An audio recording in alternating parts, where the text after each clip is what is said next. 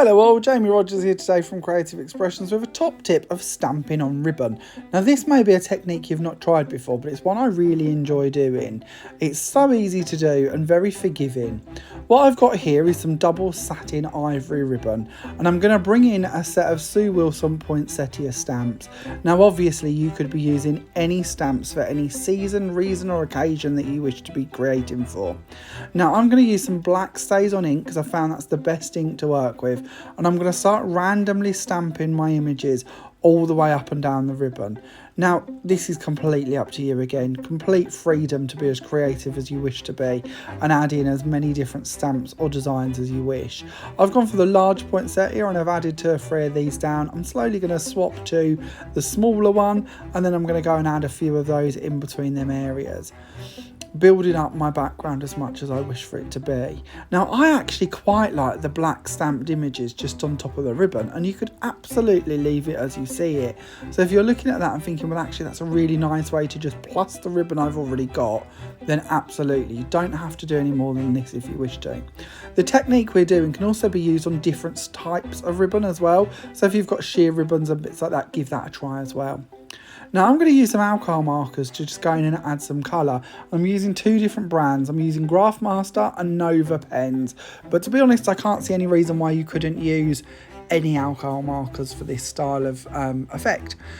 Now with your alcohol markers you will notice that they bleed, so instead of colouring with them and holding the nib directly onto the ribbon for a long amount of time, creating more ink to flow onto the ribbon and hence increasing the bleeding, all I'm doing is holding my pen back slightly from the edge of the stamped image and dabbing the pen down so that the ink comes out and the ink will bleed to the edges of the stamp.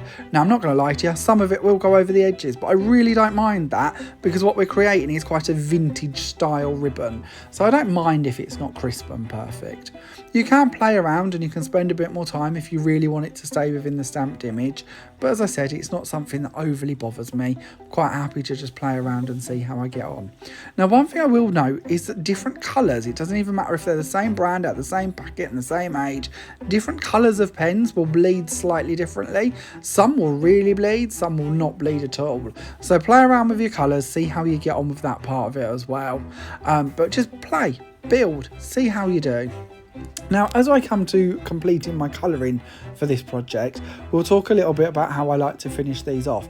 Now, because this is vintage, I like to stamp over the top of it with a background stamp. Today, I'm going to use the French script stamp by Sam Paul, but to be honest, any sort of background stamp can really just pull your image together.